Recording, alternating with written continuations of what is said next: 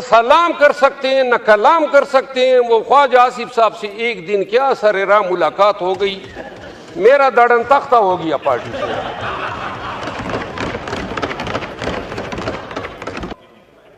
بلاول بھٹو زرداری صاحب قاضی فائز عیسیٰ کو جو خراج تحسین پیش کر رہے تھے, جو ڈونگرے برسا رہے تھے, یہ وہی قاضی فائز عیسیٰ ہیں جس نے پاکستان کی سب سے بڑی پارٹی کو بے نشان کیا.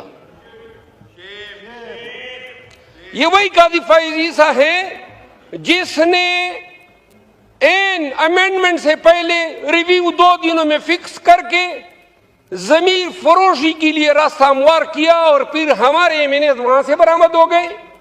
اور وہ ایم این ایز, اب وہ ایم این ایز جو تھے ہمارے پہلے کولیگ تھے, وہاں پہ گئے. یہاں ہمارے عرب دوست بھی موجود ہیں, لیکن ان کو اربوں روپے ملے تھے.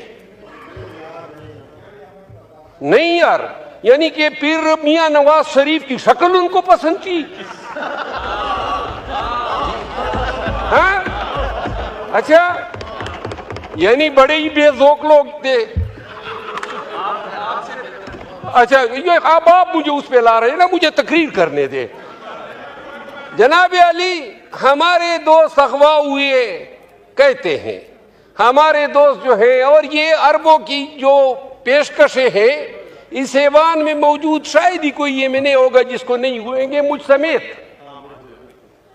ہمیں پیشکشیں ہوئی, آئے ضمیر بیچیں, اور وہ امینڈمنٹ ہوتی ہے کہ اگر وہ 5 لوگ ضمیر نہ بیچتے تو شاید یہ امینڈمنٹ نہ ہوتی. ہمارے ایم این ایز آپ کو ووٹ دے رہے ہیں, فی سبیل اللہ دے رہے ہیں, اور بات ہو رہی تھی قانون کی حکمرانی کی, جمہوریت کی بالادستی کی, عدالتوں کی آزادی کی. کیا ڈرامہ ہے, یعنی ضمیر کے مطابق.